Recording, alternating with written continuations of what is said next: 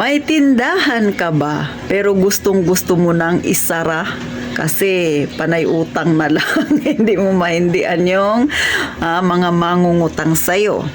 Problema ka. Baka naman sisi ikaw ang may problema. Pero bago ko simulan yung topic natin, mga kasari-sari, pindutin nyo na ang subscribe button dyan. Huwag na kayong mahiya kaya titintin. Suportahan nyo na yung aking channel. So ito mga kasari ha, tatlong ugali ito na baka meron ka, kaya madali kang utangan. Mapapera man yan o paninda, baka mamaya kasi may ganito ka. O number 1 na ugali, ano ba ito?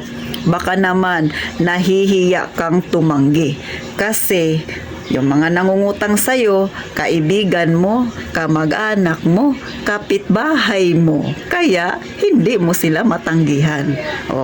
Mga kasari, hindi masama ang mangutang at magpautang. Kung ikaw ay mangungutang, dapat marunong kang magbayad.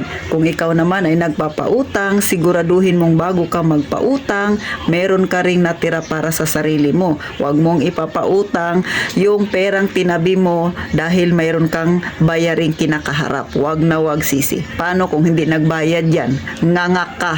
Di ba? So ganun mga kasari, unahin mo muna yung sarili mong problema bago ka magpahiram o tumulong sa iba. Number 2 na ugali, baka meron ka ang bilis-bilis mong magpautang sa kanila. Baka naman nag-overthink ka. Kasi atitin, baka sabihin nila, madamot ako. Alam nyo, baka ikaw lang nag-iisip niyan. Hindi sila nag-iisip. Baka nag-overthink ka lang masyado. Wag mong problemahin ang problema ng iba. Ang problemahin mo yung sarili mo, mga kasari. Sabi ko nga, hindi masama ang mangutang at magpautang. Pero make sure, pag magpapautang ka, yung extra pera mo, yung ipapahiram mo at hindi galing doon sa itinabi mo dahil meron ka ring bayarin. Kasi pag hindi yan nagbayad sa'yo, ikaw ang mamomroblema. Sisi, tinamaan ka na ba? Ito pa, pangatlo pa, huwag ka munang umilag. Baka naman masyado kang mabait. Hindi naman masamang maging mabait. Pero pag sobrang mabait, inaabuso ka na ng mga yan. Kaibigan, kamag-anak, kapitbahay. Ganon mga kasari. Kasi baka iniisip mo, pag hindi ko kasi tinulungan na titin, baka kawawa sila. Paano ka naman? Pag hindi sila nagbayad, sinong kawawa? Ba't hindi mo naisip yung sarili mo? Ito lang mga kasari ha. Bigyan ko kayo ng experience ng pamilya namin, ni mother. Experience niya. Nung mapera-pera pa si mother, marami siyang kaibigan. Marami kaming kapitbahay na laging pumapasok dito sa aming bakuran. Yung iba hindi ko kilala. So mapera pa si mother, maraming nanghihiram sa kanya ng pera. Yung iba hindi na nagsisipagbayad. Ngayon, nagka-problema si mother. Nagpa-opera siya ng mata. At yung mga nanghiram sa kanya na ilang taon nang hindi nagsipagbayad, siningil niya na kasi kailangan niya yung pera pandagdag sa kanyang mata, pambayad sa doktor.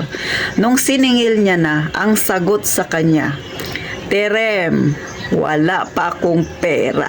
Di ba? Bonggang-bongga. Ikaw na nagpahiram, ikaw na mag-adjust. Sila na nangutang sa'yo, sila ang nagdesisyon kung kailan sila magbabayad. Baliktad na talaga sisi. Ang nangyari, si mother na isanla niya lahat ng alahas niya, kinulang pa para sa pambayad sa doktor, sa ospital. So yung mga nangutang sa kanya noon, hindi nagsipagbayad. Asa ng hustisya sisi? At hanggang ngayon, hindi pa nagsipagbayad ang iba. Di ba? Bonggang-bongga. Sana yung kinikwento ko sa inyo experience ng mother ko, sana ma-realize ninyo na bago niyo pasukin yung problema ng iba na ikaw ang lulutas, yung sarili mo munang problema ang lutasin mo. Hindi masama ang tumulong pero maglagay ka ng limitasyon. Katulad kay mother, sa sobrang bait, inabuso naabuso na siya. Yung iba mga kasari, siguro may 7 years na siya na pinautang, hindi nagbabayad, napadaan-daan lang dito. Hindi simpleng utang yan mga kasari, nasa 20,000 ang utang nun. At kung yung lahat ng mga pinautang niya, pagsasama-samahin, ito total mo, nasa 100,000 pa. Congratulations, hindi nagbayad sa kanya. Di ba mga kasari, mabigat yun sa dibdib kasi pag ikaw yung nangangailangan, walang tutulong sa'yo. Kaya wag kang mag-overthink kung sila ay kawawa kasi nga hindi mo pinahiram. Wag ganon. Kasi sigurado ko, pag yan ang iniisip mo at kapag sobra ang bait mo, aabusuhin ka ng mga yan, matutulad ka kay mother ko. Di ba? Siya yung nangailangan ngayon, walang nagbayad sa kanya. Baliktad na. Nung sila yung nangangailangan, isang salita lang nila kay mother, bigay ka agad si mother. Si mother ngayon, nakailang sabi na sa kanila, naka 100 beses ng paningil, paruot parito, napudpod na yung tsinelas niya kasi singil, hindi pa rin nagbayad. Mga kasari, kaya ito ay payo ko lang naman sa mga may ugaling mga ganito. Hindi naman masamang maging mabait kayo, pero pag sobrang bait mo, sigurado akong aabusuhin ka. Tumulong ka sa kung ano lang yung kaya mo. Huwag mong puwersahin yung sarili mong tumulong, ulutasin yung problema ng iba. At the end of the day, ikaw ang magiging kawawa kasi pag ikaw naman ang nangailangan, hindi ka rin tutulungan ng mga yan. Sa bagay, hindi naman masama ang tumulong kasi nga sa pagtulong, hindi naman dapat tayo mag-expect ng return. Pero kung pera yung pag-uusapan at yung usapan ay pangungutang, hindi naman din siguro masama ang humindi ka sa mga palautang na yan na hindi marunong magsoli. Ganon lang kasimple yun mga kasari. Kaya kung may tindahan ka, maghinay-hinay ka, baka sa sobrang bait mo, nalimas na lahat ng puhunan mo, nalimas lahat ng paninda mo, kakapautang mo sa mga taong hindi marunong magbayad.